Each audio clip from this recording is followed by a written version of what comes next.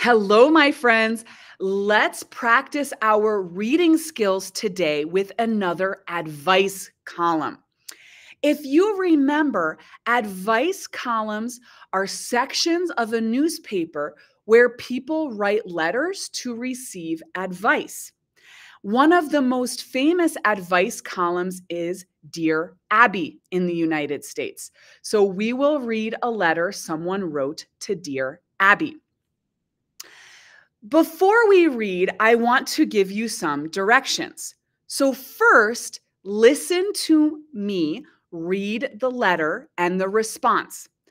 I want you to note any unknown words, but please do not stop listening. If you stop listening, this can interrupt your understanding of the story. So for the first time, just listen. Just listen and see how much you can understand. Then, after I am finished, you can find the meaning of any unknown words. So when I am finished, then you can look up the missing vocabulary. And then finally, read the letter again on your own. You can watch the video again and read with me to practice your grammar and your pronunciation and vocabulary, or you can read it alone.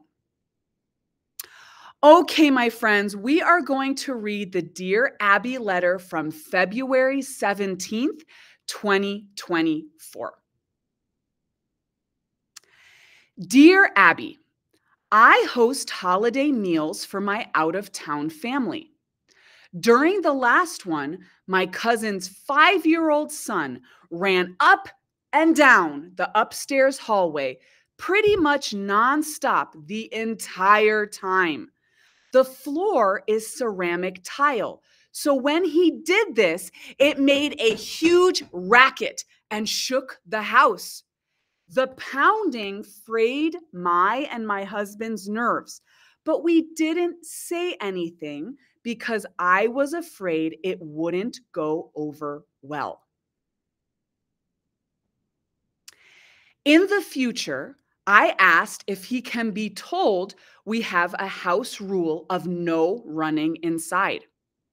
I also asked if there is a game or something I can buy to keep him entertained or redirect him if he starts doing it again. I was then informed that this is just what children his age do, and it is impossible to get them not to run. Trying to compromise, I asked if it could be limited to the 3-season room, the outside, or the basement, and was told they probably won't come then. My mother was just diagnosed with a serious illness, and I would hate to not have part of the family here this year because of this. Was my request out of line? Is there another solution? My cousin and her family say their homes are too small to host, and no one wants to go to a restaurant. Unnerved in the Midwest. Okay, my friends, maybe in your life you have experience with something like this. What advice would you give to the letter writer? If you had a friend who gave you this story and said, "What should I do?" What do you think is good advice? You can leave a comment to let me know what you think is good advice in this situation. Now let's read to see what Abby said. Dear Unnerved, if this is just what children his age do, then one or both of the child's parents should take their son outside so he can burn off some of that energy.